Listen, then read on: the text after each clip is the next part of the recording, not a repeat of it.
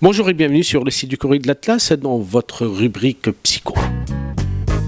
L'enfant est un être de langage, dit Dolto. Ça veut dire qu'il se construit à partir des mots qu'il entend, qu'il écoute, qu'il avale, qu'il absorbe, de la part de son entourage, sa maman, son père.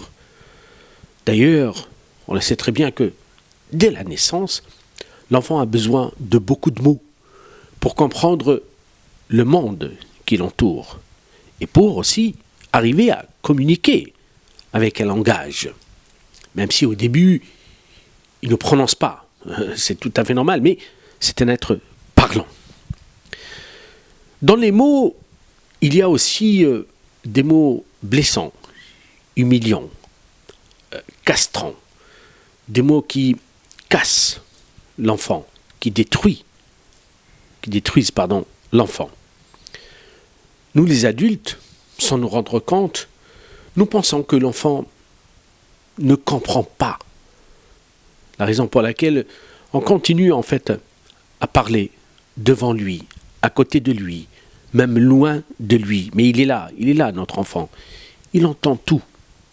Il entend vraiment tout, cet enfant. Une capacité d'ouïe impressionnante, extraordinaire. L'enfant, contrairement à ce que nous pensons aussi, ne croyez pas qu'il est en dehors de notre champ d'écoute. Au contraire, il capte tous les mots de son entourage. Tous les mots pour lui ont une considération, parce qu'il va se construire à partir des mots. Et lorsque un enfant vit dans un environnement, dans une ambiance, dans un milieu où les mots utilisés, dits, prononcés, partagés, échangés par les frères, les sœurs, par le père, la mère, par l'oncle, tous ces mots, cet enfant, il va être construit. La raison pour laquelle il faut que nous, les adultes, nous faisions très attention à ce que nous prononçons devant cet enfant.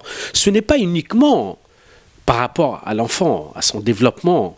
Non, c'est par rapport à nous-mêmes aussi. Mais raison de plus que cet enfant, il est fragile, il se construit, il est en développement. Ne vous étonnez pas que demain, il va vous rendre la monnaie, cet enfant. Il va vous parler avec le même langage, en utilisant les mêmes mots que nous avons utilisés avec lui.